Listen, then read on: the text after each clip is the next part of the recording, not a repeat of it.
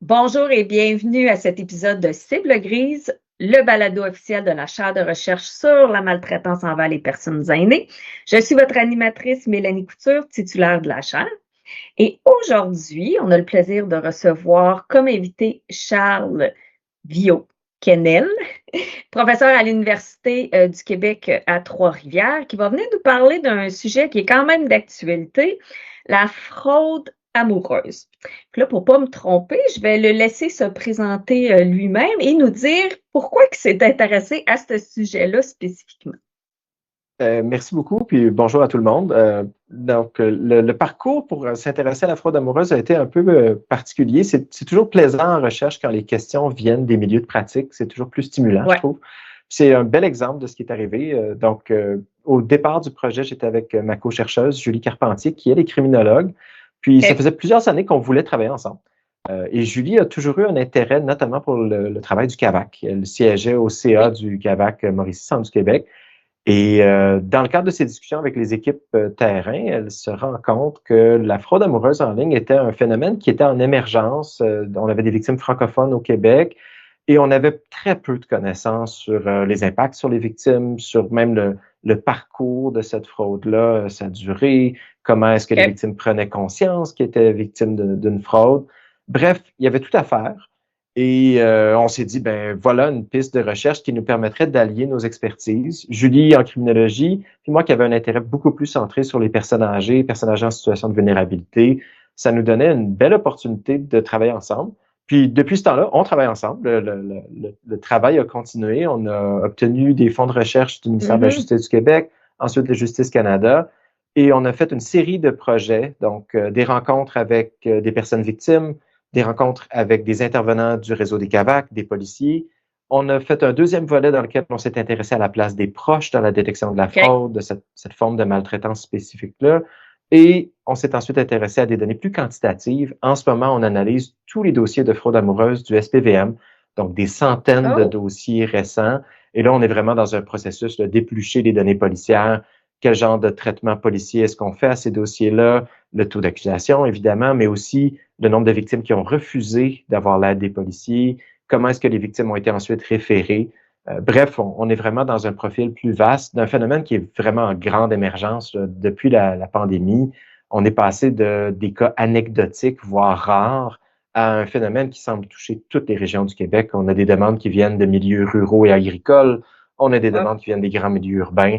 C'est vraiment un phénomène qui a une tendance lourde dans la présence en ligne en termes de crimes contre les personnes vulnérables en particulier.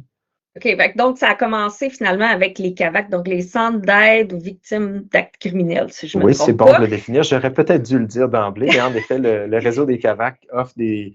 Puis c'est peut-être un bon point à mettre de l'avant. Le centre d'aide aux victimes d'actes criminels peut donner l'impression que c'est des gens qui ont été victimes de crimes qui ont été judiciarisés. Oui. Or, c'est pas le cas. Puis c'est un élément qui est vraiment important, notamment pour la fraude amoureuse, c'est que la plupart des victimes ne bénéficient pas d'une judiciarisation réussie, au sens que ce sont des enquêtes très compliquées, ce sont des criminels à l'extérieur du pays.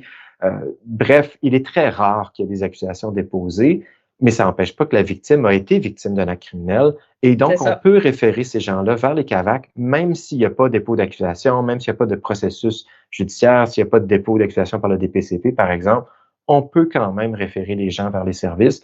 Et c'est pas mal ce qu'on observe sur le terrain. Les gens vont être référés par le policier, par des intervenants psychosociaux, parfois même par des proches qui vont dire, savais-tu que tu peux cogner à la porte du CAVAC? Et tant qu'on a une raison raisonnable de croire que la personne a été victime d'un crime, le CAVAC offre des services. Oui, j'appelle ça un luxe au Québec parce que c'est pas partout que ça. Puis c'est ça, au début, j'avais dit, bon, ben c'est d'actualité. Puis c'est vrai, on voit de plus en plus de cas aussi dans les médias. Et ce que je comprends aussi avec ce que tu dis, c'est on n'a pas beaucoup de données au Québec, mais je pense de mémoire aussi qu'il n'y avait pas grand-chose au niveau de recherche internationale non plus, puis même au niveau des chiffres, des statistiques à l'international aussi. Donc, on fait ça au Québec, mais ça l'aide aussi au niveau international d'aller chercher plus de données puis de mieux comprendre ce phénomène-là. Puis c'est un peu pour ça qu'on t'a invité aujourd'hui parce que tu as développé cette expertise-là, même si au niveau de la chaire de recherche, c'est quand même quelque chose qui rentre aussi dans la maltraitance. l'expertise, c'est plus votre équipe qui l'a à ce niveau-là. Puis, au niveau des ressources, c'est ça, on va en parler un petit peu plus à la fin, fait que là, on sait qu'il y a Québec. Mais je pense que c'est important de commencer aussi en donnant une définition, en décrivant c'est quoi exactement la fraude amoureuse, parce qu'il y a le mot fraude, il y a le mot amoureuse, mais là, tout ça ensemble, c'est quoi? Je comprends. C'est vraiment une bonne question parce qu'en réalité, c'est peut-être pas le meilleur des noms. Ouais. Tout au long de la présentation aujourd'hui, j'ai utilisé fraude amoureuse parce que c'est le terme qu'on emploie le plus souvent. Mais dans les faits, on pourrait peut-être plus l'appeler une fraude affective, au sens que Ouais. c'est une fraude qui a quelques éléments de base. D'abord, il nous faut une relation de confiance avec quelqu'un. Comme en maltraitance, c'est ça. Comme en maltraitance. C'est là que le point avec la maltraitance est facile à voir. Ça nous prend une relation. Elle est souvent amoureuse, donc elle est affective. Ça sous-entend une complicité, l'échange d'informations. Généralement, c'est un lien qui est assez fort, qui est assez intense dans sa conception initiale. Donc, c'est quelqu'un qui va, par exemple, nous contacter à tous les jours, qui va s'intéresser à nous, connaître nos intérêts, nos buts.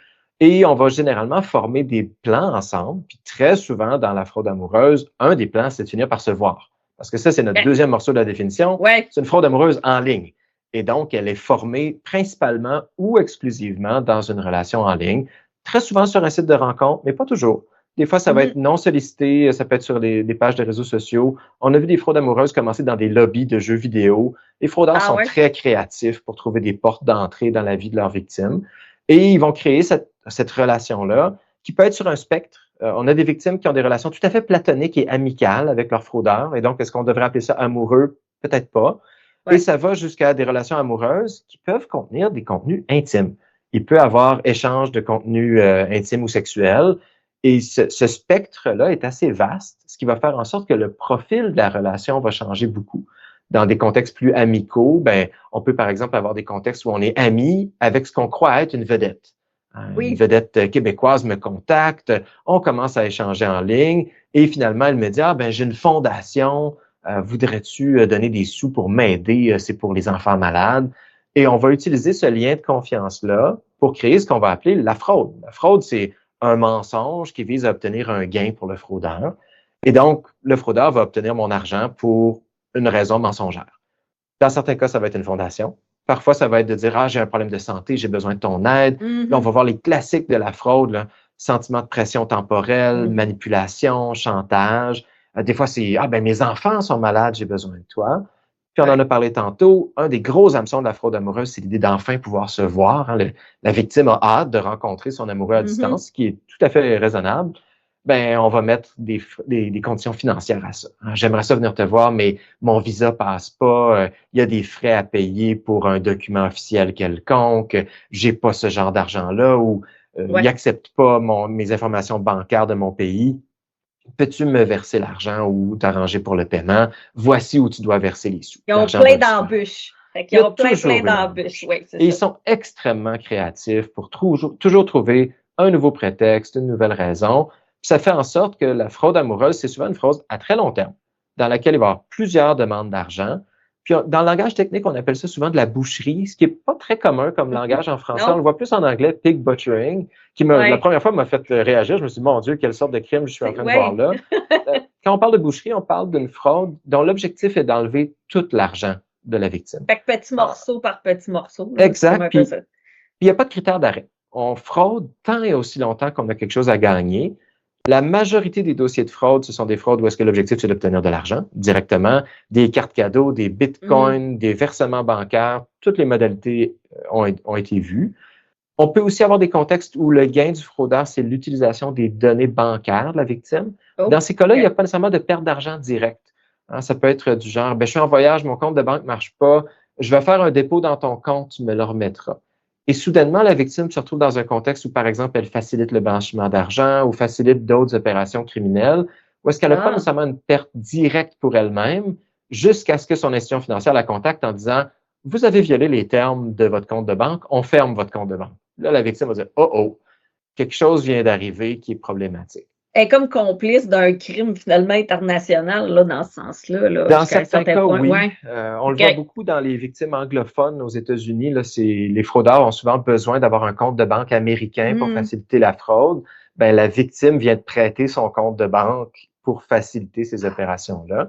Dans des cas très rares mais spectaculaires, on a même vu du trafic de stupéfiants basé sur la fraude amoureuse. J'entrerai pas dans le détail du modus operandi parce que c'est souvent assez étriqué, mais en gros, c'est une fraude amoureuse qui commence souvent par un enjeu financier. Puis quand on se rend compte que la victime est vraiment bien accrochée au fraudeur, le fraudeur va lui offrir l'opportunité de voyager, venir le voir, le rencontrer. Puis à un moment donné, dans ce scénario-là, il va y avoir déplacement de la victime avec un cadeau, un colis, un paquet. Ouais, c'est ça, j'ai Vous pensé. pouvez deviner que le cadeau, le colis, le paquet n'est pas la surprise attendue. Et ces dossiers-là, ben, on les voit quand il y a des arrestations. Il y a eu quelques dossiers canadiens, plusieurs dossiers internationaux dans le monde anglophone. Et évidemment, c'est des dossiers qui sont tragiques, des gens qui vont être arrêtés. Parfois, c'est des gens qui n'ont jamais sorti du pays. Et là, ils se retrouvent en prison dans un pays asiatique ou d'Europe de l'Est.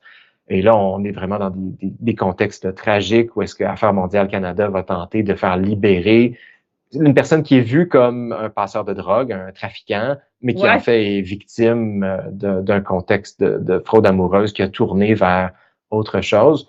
Pour moi, c'est pas tant de montrer que c'est le risque auquel on doit s'attendre. Ça reste des cas relativement rares, mais ça nous montre à quel point c'est des réseaux criminels sophistiqués.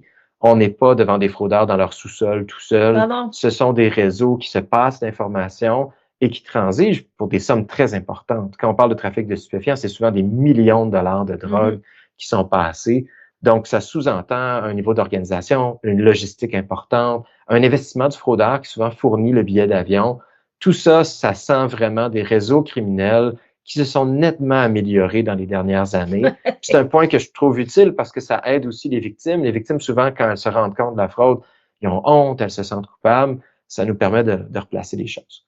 Donc, si je fais la synthèse, on s'est nommé 3 morceaux à la fraude. Là. Relation amoureuse, donc ça prend un lien affectif, disons-le comme ça. Il faut que ça soit en ligne, parce que la fraude amoureuse en personne existait, beaucoup moins fréquente maintenant. Ça prend souvent un fraudeur qui a beaucoup de charisme, beaucoup d'entre-gens, va souvent cibler des réseaux sociaux de gens très fortunés. On est vraiment ailleurs quand on est en ligne. Puis notre dernier morceau, c'est l'acquisition d'un gain sous le terme d'un mensonge. Puis ici, la nature des mensonges est tellement vaste, les modus operandi varient énormément, mais la finalité va être, on obtient de l'argent de la victime et souvent on obtient de l'argent de façon répétée, parfois sur des très longues périodes de temps. On a vu des victimes là, dans des relations de fraude pendant des années et qui continuent à se faire détrousser de l'argent. Donc, c'est des liens qui sont à très, très long terme, contrairement à d'autres fraudes en ligne comme le hameçonnage. Le hameçonnage, souvent, on se fait avoir une fois. Le fraudeur envoie des millions de courriels, quelques personnes répondent et réussissent à détourner l'argent une fois. Dans la fraude amoureuse, on entretient un nombre très limité de victimes, mais on cultive ces relations-là. On maintient, on investit de l'énergie dans le lien pour ensuite manipuler puis extorquer la victime. Okay. Il y a 2 choses, je vais aller un petit peu plus loin avec toi. Moi, ce que j'ai entendu aussi, c'est que, bon, comme tu disais, c'est des réseaux criminels, puis c'est perfectionné de différentes façons, dont, par exemple, avec l'Internet maintenant, qu'on peut faire ce qu'on appelle, entre parenthèses, du deep fake, où, tu sais, les vidéos, c'est pas la vraie personne que tu vois, mais ça a l'air réel, c'est plus juste des photos maintenant. Mais à l'inverse aussi, il y a des gens qui sont eux-mêmes trafiqués, donc sont obligés de faire de la fraude parce qu'eux-mêmes, ils font partie de trafic humain, ils sont pris dans ce réseau-là, ils sont obligés de le faire pour un peu pour leur survie. Donc, c'est pas toujours du monde qui veulent juste de l'argent puis mettre ça dans leur poche là, qui font ça non plus. Là. Comme tu expliques, il y a l'idée d'un réseau criminel autour aussi. Là. Oui, tu as raison. Puis c'est vraiment compliqué le monde de la fraude en ligne. Il ne faut pas penser que tous les réseaux sont similaires. Puis il y a même des différences juste dans la modalité de la langue parlée. Les réseaux de fraude amoureuse anglophones sont souvent basés en Asie. Les réseaux de fraude amoureuse francophones sont souvent basés en Afrique francophone ou dans les Antilles. C'est pas du tout les mêmes profils, c'est pas le même fonctionnement. Puis il est vrai que pour certains types de fraude, on voit carrément de l'esclavagisme moderne, là, de la traite de personnes, des gens qui sont forcés de frauder dans des centres d'appel. On le voit beaucoup plus en langue anglophone et généralement pour d'autres types de réseaux de fraudeurs. Dans la fraude amoureuse francophone, ce qu'on voit en ce moment, c'est des réseaux. Puis, je suis pas un expert là, du modus operandi des criminels. Je me suis beaucoup plus intéressé aux victimes. Mais ce que je comprends, c'est que ce sont souvent des réseaux qui sont avec une base familiale. Donc, ça va être des clans, des réseaux familiaux qui vont maintenir la fraude. C'est pas des individus seuls. Ils vont avoir des gens qui vont se spécialiser dans, par exemple, tout ce qui est l'aspect financier, s'assurer que les fonds transitent facilement. Il y en a qui vont être là pour maintenir la fraude elle-même, donc ils vont être en contact. Et il ne faut pas penser qu'on parle à une seule personne. Il est fort probable qu'on a plusieurs interlocuteurs. Puis c'est vrai, le deuxième volet, là, il y a la place de l'IA générative là-dedans, là, tout ce qu'on appelle les deepfakes ou autres. Pour l'instant, c'est encore peu commun. On a eu un premier dossier publicisé à Montréal d'une victime qui avait été hameçonnée par des deepfakes très, très réalistes, du matériel qui était très convaincant. Donc, on sait que ça s'en vient. En langue anglophone, on en voit déjà un peu plus. En français, bon, on est toujours un petit peu en retard sur la mode. C'est certain que ça va être une tendance lourde, là. C'est un outil merveilleux pour le fraudeur, puis terrifiante pour nous, parce que ce sont des contenus qui sont vraiment de belle qualité. On est vraiment dépassé le Photoshop un peu douteux ou avec une image où est-ce que la tête a été remplacée. Là, on a du vidéo, de l'audio, où est-ce que le timbre de la voix est changé. C'est vraiment un monde de raffinement qui est différent. Puis ça va évidemment influencer la détection de la fraude et tout ce qui est de l'ordre de la prévention. Comment est-ce qu'on va conseiller la victime? Avant, on disait demander s'ils ont une webcam, essayer de rencontrer la personne pour la voir. Maintenant, voir, c'est peut-être pas suffisant pour pouvoir détecter les contextes. Ben, c'est ça. Mais moi, ce que je trouve qui est important que les gens comprennent, c'est vraiment l'idée de c'est des professionnels. C'est plusieurs personnes qui montent ça ensemble. Donc, moi, je dis toujours, il y a personne qui est à l'abri, puis je m'inclus là-dedans, là, parce que c'est rendu tellement raffiné et ça utilise, tu sais, des techniques psychologiques là, de contrôle, de coercion et plein d'autres trucs aussi. Donc, je pense que les victimes ont besoin de pas se sentir coupables. Je pense qu'ils ont vécu des choses difficiles et il y a toute l'idée aussi, comme tu parles c'est une relation de confiance parce qu'ils bâtissent la confiance, là. Ils prennent leur temps, ce qui est très différent des gens que tu vois 3 fois puis qui sauvent avec ton argent. Là, on n'est pas dans ça, fait qu'il y a un deuil puis il y a plein d'autres choses, mais on va en parler un petit peu plus tout à l'heure. Mais là, est-ce qu'il y a des tendances au Québec présentement là, en matière de fraude amoureuse? Comme tu dis, on est un peu en retard dans les modes, ce qui nous protège un peu aussi, là, jusqu'à un certain point. Là. Surtout qu'on a un accent aussi en plus, puis il y a plein d'autres choses là, qui entrent en jeu. Donc, c'est quoi là, les tendances? Qu'est-ce qu'on voit là, présentement? Là? Oui, je comprends. Ben, on en a nommé une, la place de Ouais. l'IA pour toute Ouais. la fraude numérique. C'est le cas. Là. Les institutions financières en ce moment ne parlent que de ça, de Mm. production de faux documents avec l'IA, des courriels de plus en plus réalistes, etc. En fraude amoureuse spécifiquement, évidemment, on a un souci. On voit que c'est une tendance qui s'en vient. Si on veut aller vers deux autres tendances assez lourdes dans les données, c'est la place de la fraude mixte. Donc, en ce moment, quand on regarde les données, par exemple, du Centre antifraude, on va souvent faire des palmarès des fraudes les plus fréquentes. Puis, dans les top 3, on a toujours la fraude amoureuse et la fraude à l'investissement. Et là, ce qu'on voit régulièrement, c'est des dossiers qui vont allier les deux. Donc, on va commencer par une fraude amoureuse. Rencontre en ligne, on se fait des confidences, je t'aime donc, j'ai hâte qu'on se rencontre. Puis, première chose qu'on sait, je te confie que j'ai fait une passe d'argent. Je suis tombé sur une opportunité spéciale. Puis c'est souvent la saveur du jour. Hein. Il y a 10 ans, ça aurait été le foreign exchange. Aussi. Exact. Crypto-monnaie. En ce moment, on est vraiment vers ce qu'on appellerait des paris d'investissement, là, des investissements sur des outcomes. On va dire, ben, telle plateforme, mets ton argent là-dedans. Et dans le fond, la victime se fait diriger vers une fausse plateforme d'investissement sur la base d'une relation affective ou amoureuse au départ. Ouais. Exactement. Puis c'est là que la maltraitance prend tout son sens. On n'aurait jamais été là d'emblée. Et en plus, ça donne le loisir au fraudeur de se présenter comme lui-même une victime quand l'argent va disparaître. Hein. On va placer les sous. La victime va dire, je veux avoir mon argent. J'ai fait 100 000 $ de profit. Redonne-moi-en 50 000, on va voyager. Puis là, tout d'un coup, le fraudeur veut pas redonner cet argent-là, évidemment. Donc, le fraudeur va dire, non, j'avais jamais retiré d'argent moi non plus. Puis là, je réalise que j'ai tout perdu moi aussi. Donc, on est tous les deux une victime, ce qui permet de maintenir. Ben, c'est quasiment ça, tu sais. On devient plus proche encore dans les difficultés rencontrées.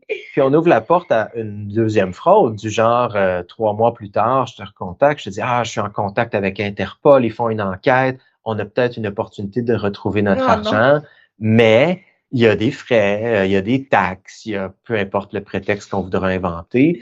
Puis notre relation est encore active au sens que j'ai encore un doute chez la victime de dire est-ce qu'il était dans le coup ou il l'était pas? Est-ce que mon amoureux en ligne, c'est un fraudeur ou est-ce que c'est une co-victime qui m'a mal conseillé, mais de bonne foi?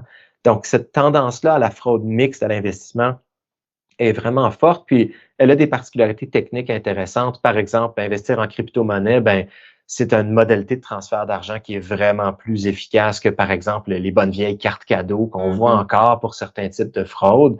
Ben, transférer 20 000 en carte cadeau, ça fait beaucoup de cartes cadeaux. De plus en plus de milieux sont sensibilisés. La Sûreté du Québec a des campagnes, par exemple, dans les pharmacies pour dire, faites attention, une dame âgée qui vient acheter des cartes cadeaux Apple pour 5 000 faut que quelqu'un lève un drapeau rouge puis dire, il y a quelque chose qui se passe. Mais quand on est dans des transactions de type investissement à risque, ben, le fraudeur a beaucoup plus de loisirs d'aller chercher des montants élevés et de coacher ou d'entraîner la victime sur qu'est-ce qu'elle doit dire à son institution financière. Là, on n'est pas du tout dans le contexte de la caissière du dépanneur. On est dans une relation où est-ce qu'on peut faire des transferts d'argent plus élevés. Puis avec les bonnes réponses, l'institution financière peut avoir les mains liées devant une personne apte qui veut faire un investissement à risque. Acheter des crypto-monnaies, c'est pas un crime, c'est pas un signe nécessairement de maltraitance. Est-ce que c'est un bon choix? On n'est peut-être pas dans le bon balado pour parler d'investissement, mais clairement, il y aura un enjeu intéressant, du moins, là, pour l'institution financière de voir jusqu'où ils doivent conseiller puis prévenir, puis jusqu'où ils doivent accepter que leurs clients peuvent mettre leur argent, peuvent prendre 5 000 puis le mettre sur le rouge au casino aussi. C'est pas à eux de juger là, est-ce que c'est un bon choix ou non. Donc, la fraude mixte, définitivement une première tendance lourde pour nous. J'imagine le fraudeur explique à l'autre quoi dire à la banque aussi pour acheter. Donc, c'est ça, fait que les banques sont un peu pris aussi, là. Tout à fait. Les banques vont souvent rapporter ça, là. Ils voient très bien le discours du fraudeur. Parfois même, le fraudeur va être en ligne avec la victime, lui dire quoi répondre, lui dire quoi faire. Les victimes peuvent être vraiment entraînées sur quel genre d'argument utiliser, comment répondre. Puis parfois même, ils vont se faire dire, dis-lui que tu as le droit à ton argent, que tu es apte, qu'ils n'ont pas le droit de garder tes sous, ils sont à toi. Et là, on se retrouve dans un contexte où l'institution financière peut même aller aussi loin que dire, écoutez, nous, on pense que vous êtes en train de vous faire avoir, mais on ne peut pas aller plus loin que de vous faire signer une décharge. Puis là, on va avoir des victimes qui vont signer des documents, qui vont dire, j'ai été avisé par mon institution que c'est à mes risques et périls, qu'il y a un danger. Et en personne apte que je suis, je reconnais ces risques et je veux quand même aller de l'avant. Ça va faire très mal à la victime plus tard, par exemple, parce que là, elle va se sentir d'autant plus coupable, d'autant plus gênée de hey, j'ai même signé, tout le monde m'avait dit que, il faut imaginer la honte qui va monter après ça, mais en même temps, on peut aussi comprendre la pratique de l'institution financière. Quelle technique d'impact forte, là? Je suis rendu à te faire signer un document en disant, t'es sûr que tu veux faire ça?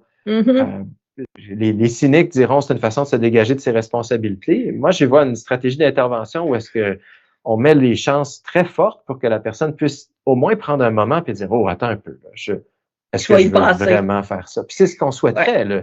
Prendre le temps, c'est une des stratégies principales pour la détection de n'importe quelle fraude. Prendre le temps, c'est le temps de réflexion, c'est le temps d'en parler à autrui, c'est le temps de voir les failles dans le narratif qui nous est donné. Mais souvent, les fraudeurs veulent pas qu'on prenne le temps. Donc, ils vont dire, c'est urgent, c'est maintenant, c'est la plateforme dont je t'ai parlé, ça durera pas longtemps, faut que tu gardes ça secret. S'il y a des gens qui en entendent parler, ça fonctionnera plus. On parlait de manipulation, de stratégie. Évidemment, tout ça est là. Tout est appliqué. Mais tu sais, si on se met dans la tête de la personne, il faut comprendre que c'est son bon ami, c'est quelqu'un qui parle à tous les jours, c'est quelqu'un à qui elle a confiance, c'est son chum, c'est sa blonde, c'est ça. Donc, est-ce que votre conjoint vous dirait les mêmes choses? Est-ce que vous y iriez? Probablement. Donc, c'est tout ça. Fait que je pense que la personne soit aveuglée puis fasse confiance, je peux très bien comprendre là, de tomber là-dedans. Puis, est-ce qu'il y a des personnes qui sont plus à risque, justement, de ce type de stratagème-là? Là? Oui, je comprends. En fait, la littérature sur les profils de victimes est vraiment insatisfaisante. On a très peu de profilage de qualité qu'on peut offrir. Puis, je pense, tu l'as bien dit tantôt, tout le monde peut se faire prendre. Malheureusement, l'élément commun à toutes les victimes que nous, on a rencontrées, c'était un besoin affectif, au sens très large. C'était souvent des gens qui avaient vécu soit des séparations, des deuils pour les individus plus âgés en particulier. Donc, c'était des gens qui vivaient de la solitude. Puis, à la sortie de la pandémie, la solitude, c'était un phénomène assez commun. Ça l'a encore. Pour le dire gentiment. Ça l'a encore. Donc, ce sont des gens qui cherchent à avoir des relations significatives pour elles. Puis, je réalise que je suis en train de décrire un besoin fondamental humain qui est très universel. Là, le besoin de se fédérer, d'avoir quelqu'un qui nous écoute, d'avoir quelqu'un qui s'intéresse à nous.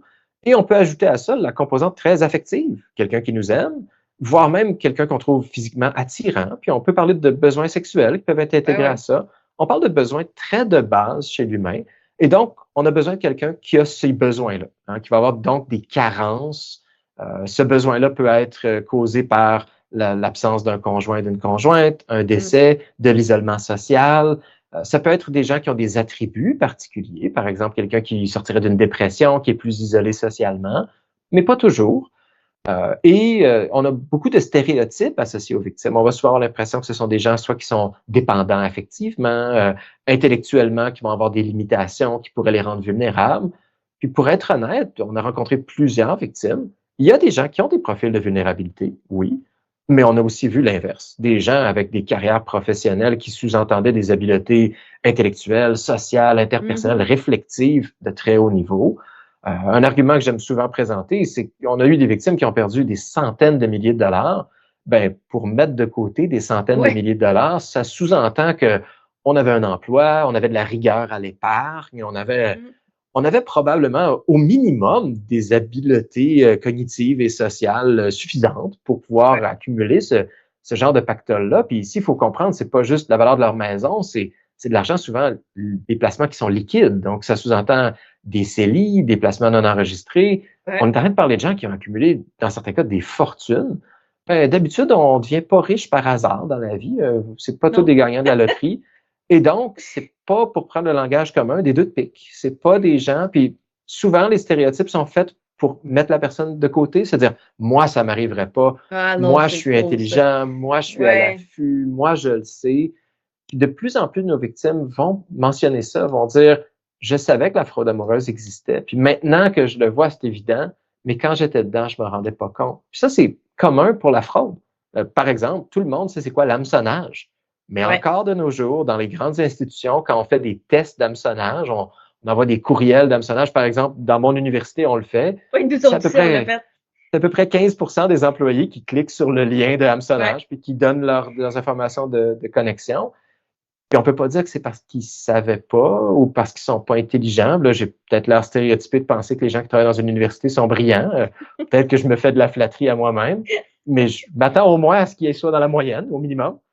Et clairement, on se fait avoir quand même. Donc, c'est bien important pour moi de mettre ça de l'avant. C'est que les victimes ont honte, ils se sentent coupables, mais les profils vont pas avec ce stéréotype de t'es pas bon. Au contraire, ce sont des gens qui ont une présence en ligne. Déjà, surtout pour les individus plus âgés, ils sont parfois même à la fine pointe. Là, ils utilisent plusieurs plateformes. Souvent, les fraudeurs vont même les faire déplacer vers des plateformes d'échange qui permettent pas d'enregistrement, vont utiliser Snapchat et compagnie.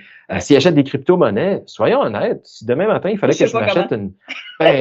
non, moi non plus, je le dis en toute humilité. Là, je comprends l'idée générale d'un Bitcoin, mais s'il fallait que j'en achète une fraction demain matin, pas sûr où est-ce que j'irais. J'aurais besoin d'un tutoriel pour me donner un coup de main. Bref, ces gens-là utilisent tous ces outils-là, ce qui sous-entend une présence numérique, une conscience de ces outils-là qui est peut-être même meilleure que la moyenne. Puis au niveau des mesures qu'on a prises, par exemple, au niveau des traits de personnalité, il y a très peu d'éléments majeurs qui ressortent. Certaines études vont, par exemple, dire de l'ouverture aux expériences nouvelles, ce qui n'est pas une insulte. Tant mieux. Ça va même un peu avec l'idée d'aller sur des sites de rencontres, de prendre des risques personnels. On ne parle pas ici de risques qui débordent le raisonnable. Vraiment, il y a peu de signes concrets qui ressortent. Quand on regarde les statistiques officielles, on voit que les femmes sont surreprésentées. Puis ici aussi, je pense qu'il faut faire attention au niveau de l'interprétation. Comme c'est souvent le cas pour les individus plus âgés, les hommes tendent à moins souvent aller chercher de l'aide, moins souvent signaler les crimes. Puis, on remarque dans les données une tendance à ce qu'il y ait un peu plus de sextorsion chez les hommes. Donc, c'est sûr que si je suis un homme, j'ai rencontré une femme en ligne, on a des relations sexuelles à distance, peut-être que je vais être gêné, humilié, honteux à l'idée que ce matériel-là puisse être diffusé ou utilisé. Puis peut-être que ça explique pourquoi il y a moins d'hommes qui vont signaler la fraude parce qu'ils sont peut-être plus susceptibles à la sextorsion. Je pense que c'est un point qui nécessite une investigation plus poussée. C'est le cas aussi dans la recherche. On a beaucoup plus de femmes qui vont se prêter au jeu d'entretien qualitatif, de recherche où est-ce qu'on demande une participation plus grande. C'est le cas pour presque tous les thèmes en gériatrie. C'est vrai aussi pour la fraude amoureuse. Ça fait en sorte qu'on a peut-être une meilleure compréhension des dynamiques chez les femmes. Chez les hommes, on en sait beaucoup moins. Puis, Dernier point par rapport aux hommes, les hommes sont aussi surreprésentés au niveau des conséquences les plus négatives de la fraude amoureuse. En gros, quand on regarde les gros dossiers de pertes financières, les hommes sont pas seuls, il y a aussi des femmes, mais les hommes sont surreprésentés. Et on a plusieurs dossiers au Québec de rapports du coroner dans des contextes de suicide. Oui, Des c'est gens qui ça, se sont j'allais enlevés la dire. vie, et ce sont presque exclusivement des hommes dans des contextes de fraude amoureuse. Récemment, on en recensait plus d'une vingtaine de dossiers du coroner dans lesquels la fraude amoureuse était un facteur explicatif du suicide. Donc, cette question de profil-là n'est pas sans intérêt. Il y a Ouais. un intérêt à porter spécifiquement, notamment pour les hommes, pour tout ce qui est conséquences affectives, psychosociales par la suite. On peut se demander pourquoi ils signalent moins, puis penser à des stratégies pour aller les chercher. Puis, inversement, on peut aussi mettre de l'avant qu'il n'y a pas un profil de vulnérabilité unique. On ne pourra pas dire, on fait un profilage, aller cibler des individus à risque. Le risque principal, c'est vouloir avoir des relations avec d'autres mondes. Je pense qu'on vient de décrire la vaste majorité de Oui, c'est l'humanité. ça. Non, Ça non, aidera mais pas beaucoup. non, non, mais c'est ça, tu sais, c'est comme c'est quelqu'un qui va te faire sentir important, qui voudrait pas ça. C'est quelqu'un qui va être justement prévisible dans le sens qu'ils vont être constants. C'est ça que la plupart des gens recherchent. Donc c'est ça. Fait qu'ils donnent ce que le monde considère être une bonne relation. Fait Mhm. donc, on devient qu'on fait confiance, on pense qu'on est d'une vraie relation, puis puis tranquillement, on prête de l'argent, etc. Et bon. Puis, là, tu parlais un peu des conséquences, puis oui, là, ça va jusqu'au suicide, tout à fait. Donc, on sait que les gens perdent de l'argent là-dedans, c'est clair. Euh, mais par rapport aux conséquences, quelles sont les autres conséquences? Mais aussi, tu sais, au niveau de la famille, au niveau de la société, tu sais, il y a la personne qui, c'est souffrant là, quand tu réalises tout ça, puis tu as perdu beaucoup d'argent, mais c'est quoi là, qu'on voit comme conséquence? Ouais, c'est vraiment une belle question. Puis au Canada, notre stratégie pour la fraude est beaucoup centrée sur l'argent. Quand on regarde, par exemple, Oui. des rapports du Centre antifraude, on va dire tant de millions de dollars ont été Mm. perdus. L'argent est vraiment une façon simple de sensibiliser les gens à la fréquence ou à l'importance de la fraude. Or, nous, dans nos rencontres avec les victimes, très souvent, l'argent n'était pas mis comme étant la perte principale. Même si on a eu des victimes qui OK. ont perdu plus de 300 000 on a Mhm. eu des victimes qui nous ont dit c'est pas tant l'argent qui me fait mal que les autres conséquences de la fraude. Certainement, OK. la perte d'argent peut être majeure. On a des gens qui ont perdu Mhm. leur maison, leur Ah retraite a oui. été complètement démolie. Il y a des pertes financières qui peuvent être des tragédies, puis qui ont évidemment des impacts familiaux. Dilapider un héritage, se retrouver à devoir vendre la maison, mais là, où est-ce que je dois aller vivre? La famille va donner un coup de main, des gens qui vont déclarer faillite. Donc, l'aspect financier peut être tragique, mais il ne faut pas que voir l'argent. On voit OK. aussi beaucoup de détresse psychologique. Mhm. Et ça prend plusieurs formes. On a beaucoup parlé des émotions primaires, culpabilité, honte, estime personnelle qui va être réduite chez la victime. Ça va de soi. Les victimes, souvent, se sentent très, très mal de se faire prendre. On voit aussi la perte amoureuse, puis il faut vraiment pas perdre Ouais. de vue que pour nous, comme observateurs, c'est évident que c'est une fraude, mais pour la victime qui a été fraudée, elle perd son amoureux, elle perd un confident qui a été disponible à tous les jours, qui l'a questionné sur ses plans, ses rêves, qui Ça fait lui un vide. ben oui, il répondait à un Ouais. besoin fondamental. Donc, c'est une peine d'amour. C'est carrément ça. Et c'est une peine d'amour qui est surajoutée à l'idée de ah mon Dieu, j'ai tellement été naïf, je me suis fait avoir. Donc, je perds de l'argent. Est-ce qu'on a volé mon identité? S'il y a eu l'échange de matériel intime, est-ce que le matériel va être Mm. utilisé? Puis ici, ça Ouais. vaut la peine de se rappeler, dans certains cas, il y a sextorsion. Le fraudeur va carrément laisser tomber les masques, dire tu veux plus me OK. payer, ben là, moi j'ai des photos de toi, puis je connais ton réseau social. Si tu veux pas que ça sorte, il va falloir que tu payes. Donc, on peut aller vers du chantage là, très direct, de l'extorsion basée sur des images qui peuvent être modifiées, qui peuvent être trafiquées. Il y a toutes sortes de configurations pour la sextorsion. Mais il y a aussi des cas où le fraudeur n'utilise pas le matériel. Mais moi, je sais que je l'ai donné comme victime. Moi, je Mm. sais que mon fraudeur, il y a des photos de moi, il y a des échanges vidéo compromettants. Peut-être que même sans le dire, il y a là une pression, une peur qui va faire en sorte que je vais vivre encore plus d'anxiété, de méfiance. Plusieurs victimes nous ont dit, je ne suis plus nulle part en ligne, je fais plus confiance à personne. Quelqu'un m'écrit sur Facebook, je me dis tout de suite que ça doit être un mensonge, que c'est une fraude. Il y a des gens qui vont pousser jusqu'à dire, je ne fais plus de transactions numériques.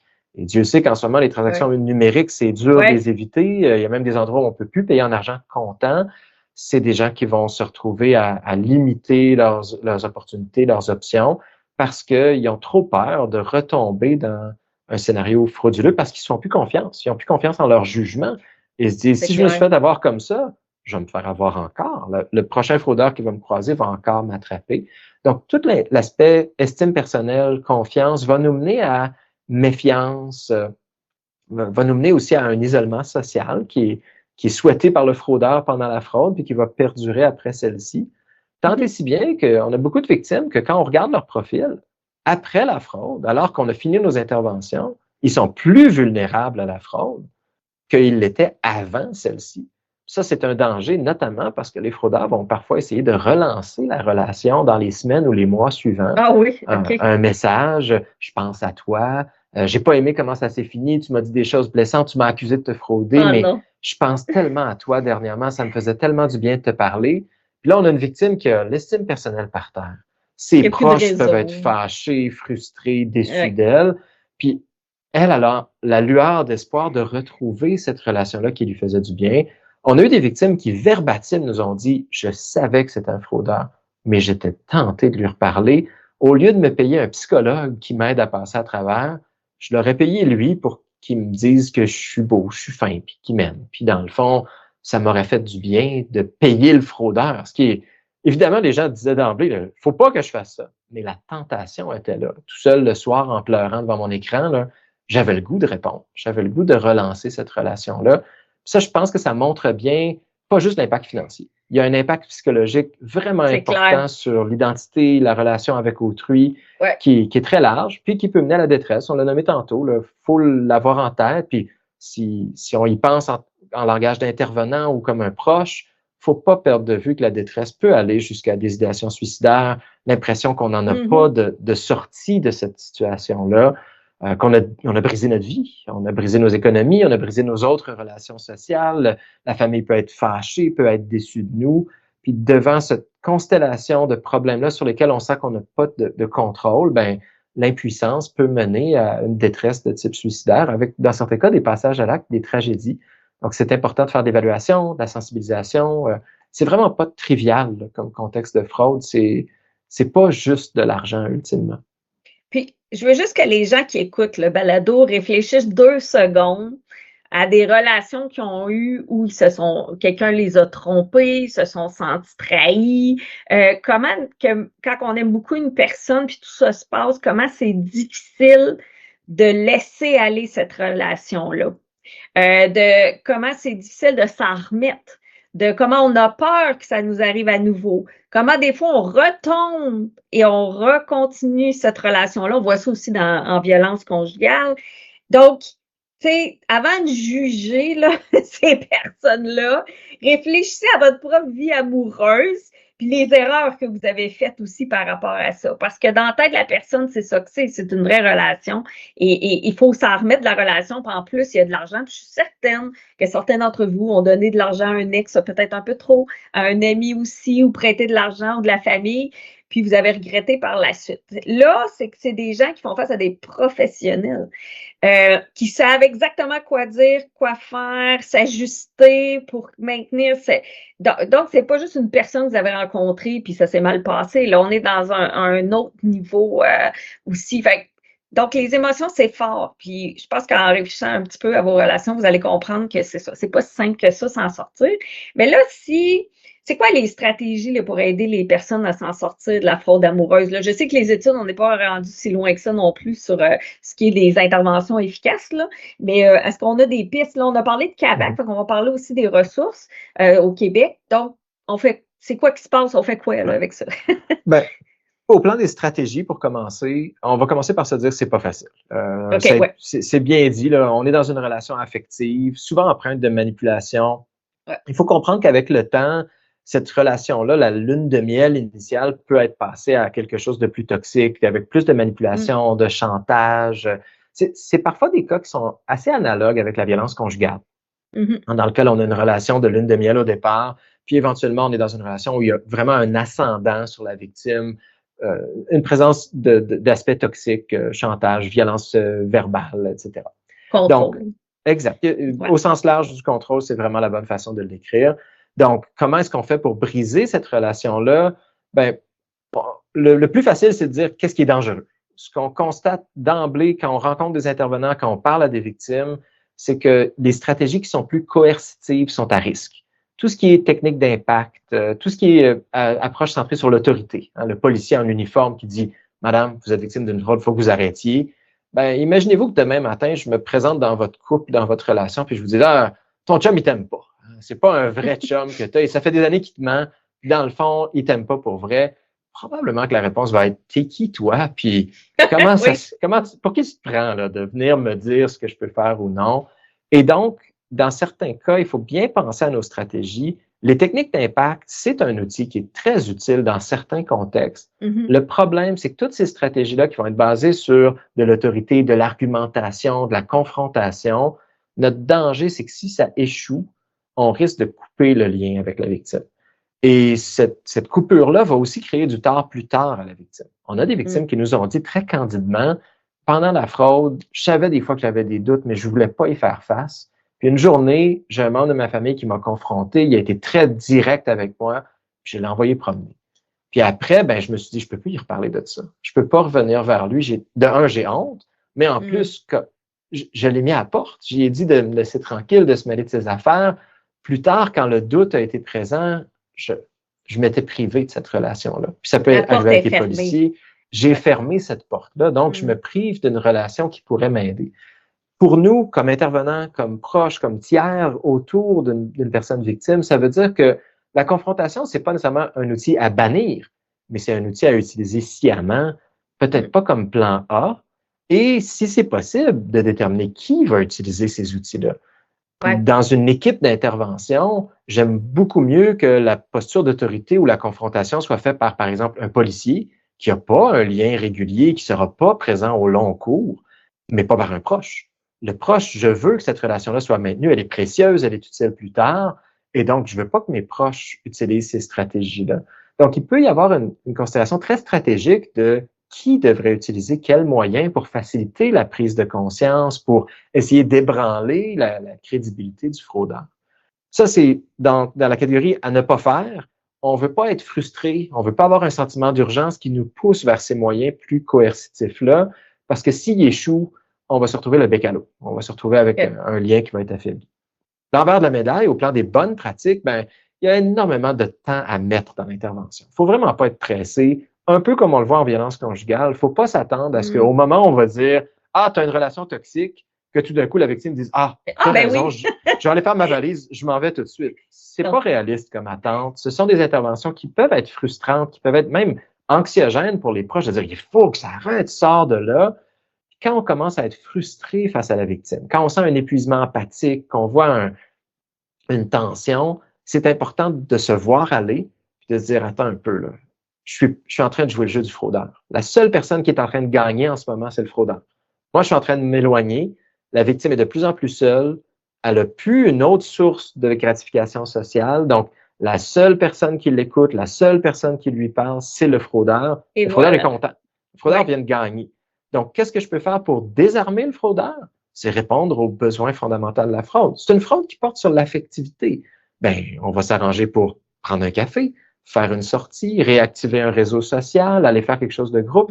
Puis à la limite, si on n'est pas capable de se parler de la fraude, parce que moi, je me sens vraiment pas bien, puis on est tout le temps à aller vers la confrontation, ben ça devient un sujet qu'on met de côté. De se dire, écoute, on n'est pas d'accord sur ton nouveau chum, moi, je suis pas bien avec ça, mais à chaque fois qu'on s'en parle, on se chicane, puis je t'aime, je veux pas qu'on se chicane. Donc, parlons d'autre chose. Allons prendre un café, comment se trouve la météo, c'est quoi ton opinion des matchs du Canadien? Peu importe le sujet qui sera d'intérêt du moment, mais on pourra maintenir cette relation-là, puis montrer de l'intérêt puis de la considération pour la personne, ce qui répond aux besoins pour pas qu'il y ait juste le fraudeur qui donne cette relation-là. Donc, on peut aller vers des stratégies comme ça. Puis je réalise, pour quelqu'un qui dit « Ouais, mais mon proche est en train de perdre de l'argent », ça peut être très, très frustrant, très paniquant. Cette vision-là ressemble beaucoup à ce qu'on appelle dans le jargon de la prévention des méfaits. On n'est pas de l'ordre de dire « je veux arrêter la situation criminelle tout de suite », mais je veux diminuer son impact. Pour des conseillers financiers, par exemple, une stratégie peut être de dire « ben mon client, je pense qu'il est victime de fraude, mais j'arrive pas à l'arrêter ». Au lieu de dire « faut couper le lien », on peut dire « je vais diminuer les montants ». Écoute, tes plans de retraite sont en train d'exploser, tu as de la misère à payer ton hypothèque, ton loyer n'est pas payé, clairement, là, tes finances ne fonctionnent plus. Je comprends que ton amoureux a besoin d'aide. Je t'ai déjà dit que j'ai des doutes face à cette relation-là, mais c'est tes affaires. est-ce qu'on pourrait au moins trouver ensemble un budget? Dire, lui donner 500 $ par mois. Ça fait mal dire, mon client perd 500 $ par mois, mais ça fait beaucoup moins mal que d'en perdre 5 000. Et en plus, en faisant ça, je mets la pression sur le fraudeur.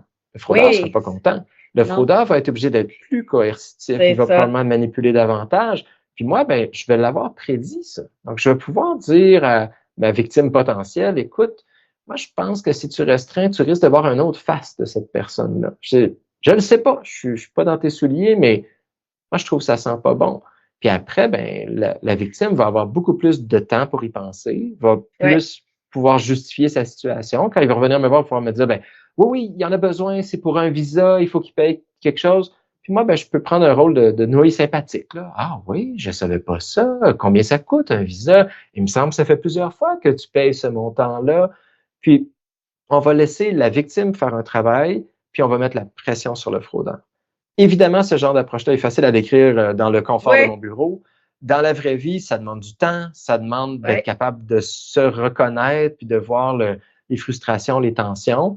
Mais ce sont aussi des approches qui sont reconnues par les victimes. Parce que quand on a rencontré les victimes dans nos projets, on leur demandait qu'est-ce qui vous a aidé, qu'est-ce que vous recommandez.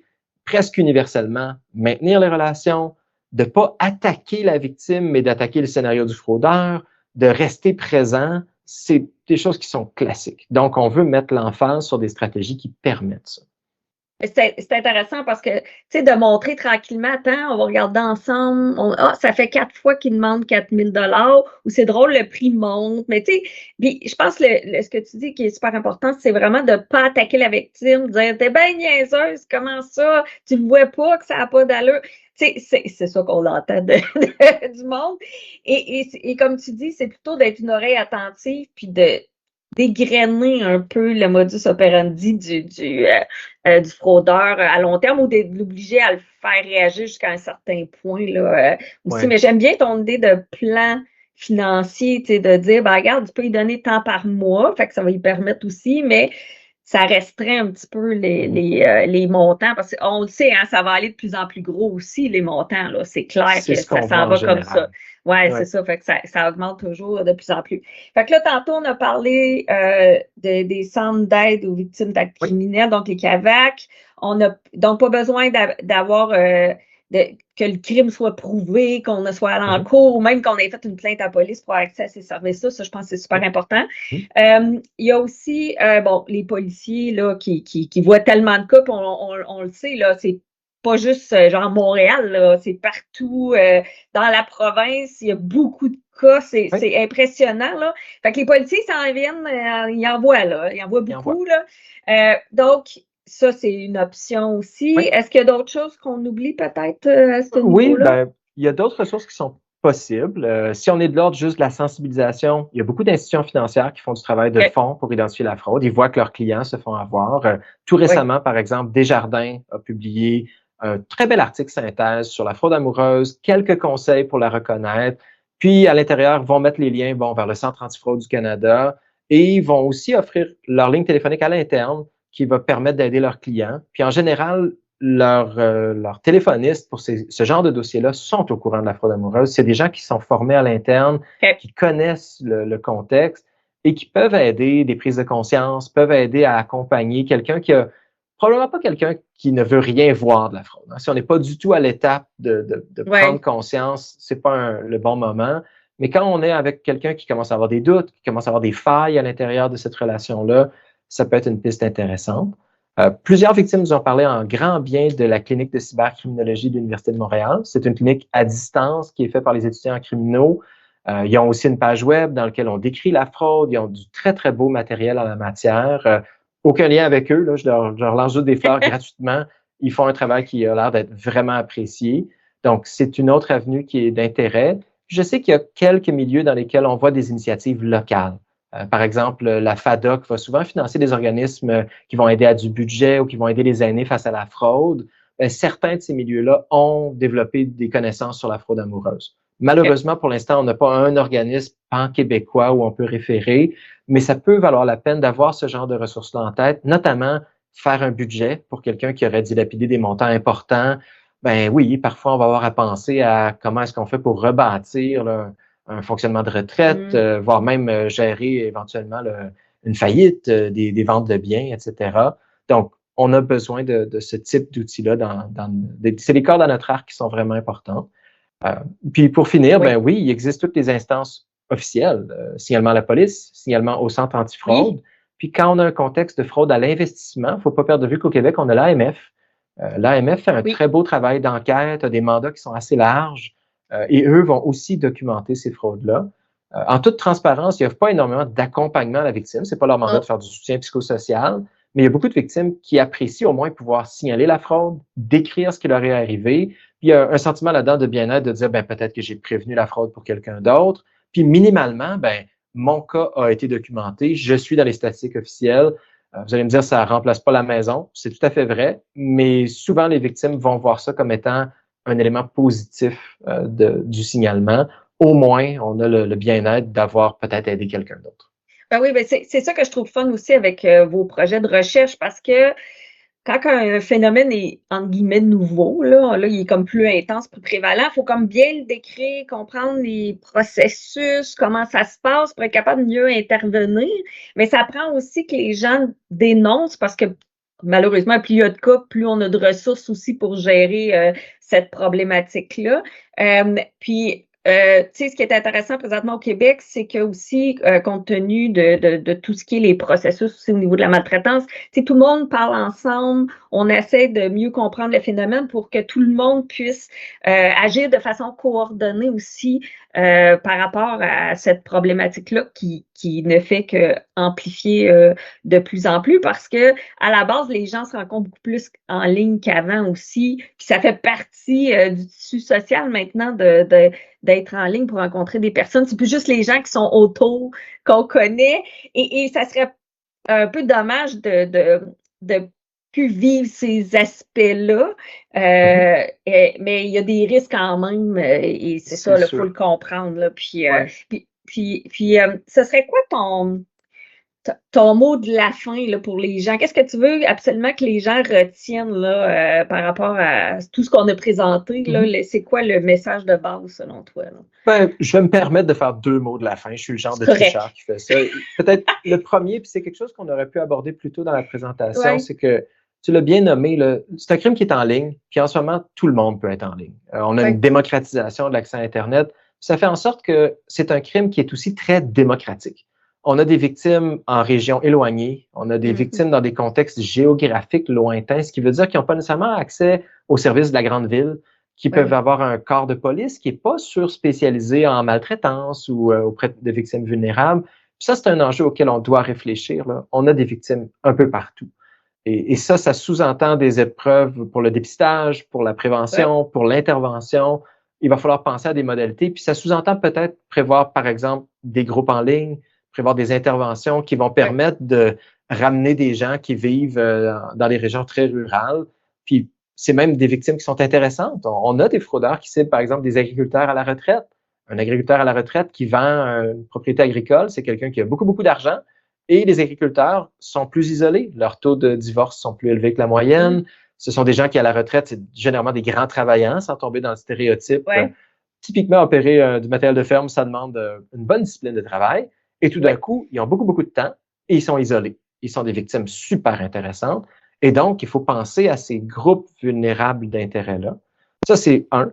Puis l'autre, c'est plus un message pour l'ensemble du monde. On voit énormément de stéréotypes négatifs dans la fraude amoureuse. On avait une page Facebook pour notre projet et on a vu des commentaires franchement terribles de décrire les gens comme des idiots, comme des personnes naïves, de dire, ben voyons donc, se faire prendre par ça, faut vraiment pas être rapide. Puis le point ici, c'est 2 choses. De un, oui, il y a des victimes qui ont des débuts de démence, des facultés intellectuelles qui peuvent être moins élevées. Il y a des gens qui se font avoir par des scénarios qui, quand on les regarde, on se dit, ouais, c'était pas le plus beau scénario. C'est quand même des victimes. Et je pense qu'il faut faire très attention de ne pas retomber dans un langage qu'on avait dans les années 80 de, ah, ben, une agression sexuelle, elle avait juste à pas s'habiller comme ça. Dans la fraude amoureuse, on est là-dedans. On voit des commentaires du genre, ben, elle avait juste à pas aller en ligne. Elle avait juste à pas aller sur Facebook rencontre. Elle avait juste à pas répondre. Ben, c'est facile a posteriori de dire ça, mais c'est aussi de mettre le fardeau sur la victime. Puis ça, je pense que ces stéréotypes-là sont vraiment dommageables. Puis à l'envers de la médaille, il faut voir que ces stéréotypes-là, c'est des généralisations qui ne sont pas vraies. Il y a plein de victimes qui n'ont pas ces vulnérabilités particulières-là et que leur principale vulnérabilité, c'était de vouloir quelqu'un qui les aime et qui les écoute. Ça, je pense qu'on ne devrait pas humilier personne là-dessus parce que c'est un attribut qui m'apparaît très humain. C'est plutôt l'inverse qui m'inquiéterait. Quelqu'un qui me dit, j'ai pas besoin de personne, je veux pas être aimé par personne, j'ai des soucis pour cet individu-là, beaucoup plus que quelqu'un qui me dit, ben, j'ai été sur Internet, j'ai été un peu aventureux, il y a quelqu'un qui m'a écrit, on a des attributs communs, je le trouve super fin. Moi, je trouve qu'on est en train de me décrire un être humain vraiment intéressant, quelqu'un qui est curieux, qui est aventureux. Donc, c'est important de s'attaquer à ces stéréotypes-là parce qu'ils font beaucoup de tort aux victimes et ils servent très, très bien les fraudeurs. Parce que tout d'un coup, on se dit, ah ben, il y a juste les gens idiots qui se font prendre, donc je me ferai pas prendre. Et en faisant ça, je suis pas en train d'être prudent en ligne, je suis pas en train de développer des bons réflexes de parler à mes proches, d'obtenir les points de vue des gens qui sont importants pour moi, puis de dire, ah ben, je suis dans une nouvelle relation et ils me demandent des sous. Ça t'es-tu déjà arrivé, toi? Ça fait longtemps que j'ai été sur des sites de rencontres, là, mais se faire demander de l'argent après 2 mois, tu trouves pas que c'est un drapeau rouge? Puis là, les proches peuvent aider à faire de l'identification. Puis... Donc, le stéréotype, pour moi, c'est vraiment le mot de la fin qui me tient le plus à cœur. Les victimes nous en parlent beaucoup, ça leur fait beaucoup de tort. Les fraudeurs doivent être bien contents que ces stéréotypes-là durent. Puis quand on les confronte, il y a très peu de base de vérité dans ces stéréotypes-là. Souvent, c'est mal fondé ou ça peut avoir une base de vrai, mais pas utile. Blâmer une victime qui était vulnérable parce qu'elle avait un début de démence, je vois pas en quoi on va aider la société en disant ça. Non, c'est clair. Je suis d'accord avec toi. Très bon message de fin.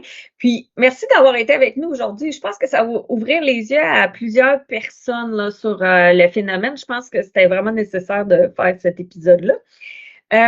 Merci beaucoup de nous avoir écoutés. N'oubliez pas de partager l'épisode, mettre un j'aime aussi si possible. Et on se dit à la prochaine. Merci beaucoup, Charles. Merci, bonne journée. Avant de partir, on veut juste vous rappeler que si vous avez des préoccupations par rapport à la maltraitance, que vous croyez être maltraité, que vous êtes témoin d'une situation ou même que vous êtes un professionnel face à une situation complexe, vous pouvez appeler la ligne Aide maltraitance adulte aîné au 1-888-489-2287. C'est une ligne provinciale d'écoute qui est entièrement bilingue puis qui est disponible 7 jours sur 7 de 8h à 20h. Donc, le 1-888-489-2287.